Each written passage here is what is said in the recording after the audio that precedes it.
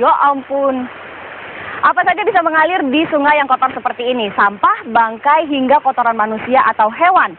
Pabrik nakal tempat pelaku bekerja tidak menyaring sama sekali air yang diambilnya dari sungai. Tidak berhenti di situ, borak, pijer atau bleng juga ditambahkan dalam proses pembuatan tahu tersebut. Dek, kalau buang air jangan di situ.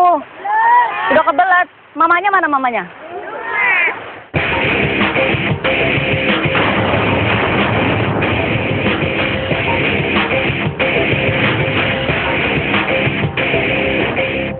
Tahu merupakan makanan kaya protein yang mudah dicerna. Ragam jajanan berbahan tahu pun banyak disebut. Sebut saja batagor, kupat tahu, tahu isi, hingga tahu goreng untuk camilan.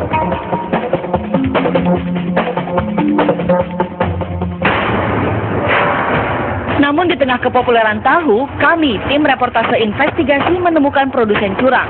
Di pabrik tahu ini, kami mendapati karyawannya menambahkan borak atau pijer alias bleng. Padahal skala produksi pabrik ini cukup besar.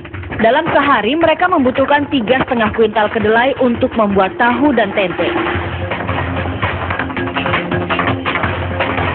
Tidak hanya itu, pembuatan tahu atau tempe memang membutuhkan air yang cukup banyak.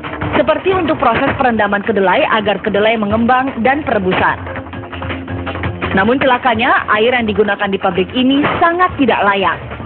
Air sungai kotor dan berisi limbah manusia yang mengalir di dekat pabriknya disalurkan langsung melalui pipa. Air itu lalu di bak tanpa penyaringan, apalagi penjernihan dan sterilisasi.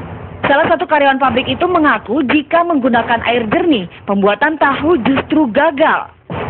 Kalau pakai air jernih, nantinya timbulnya ada kotor-kotor hitam, gitu. Apa itu? Ya, lihat di tahunya itu. Oh, di tahunya? Iya. Iya. Jadi jelek. Jelek, kualitasnya jelek. Kalau air itu bagus kualitasnya itu. Kalau putihnya bagus putihnya, kalau kuningnya bagus kuningnya. Selain kedelai direndam dengan air kotor dan bau, air rendaman itu juga dibubuhi soda api atau soda kaustik alias natrium hidroksida.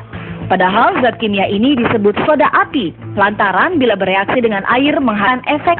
Soda api juga dikenal sebagai zat kimia untuk... Ya itu mah, kata saya mah biar keras tujuannya itu dari mesin. Kalau saya itu, ya halus.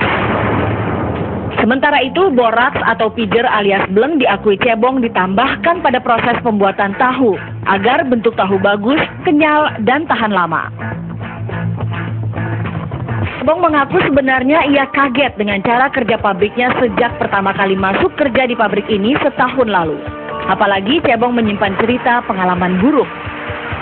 Jadi masuk bikin tahu, ada berak di sini. Ya pasti masuk, tak kelihatan. Akhirnya dilakukan sama itu bangkai apa itu? Jadi buang aja. Akhirnya dipakai. Akibatnya, hingga kini kegemaran Cebong pada tahu dan tempe pun sirna.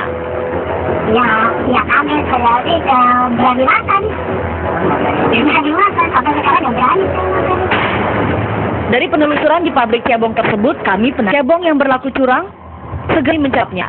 Kami mengumpulkan sejumlah sampel acak termasuk sampel tahu bermerek tersohor dan membawanya ke laboratorium.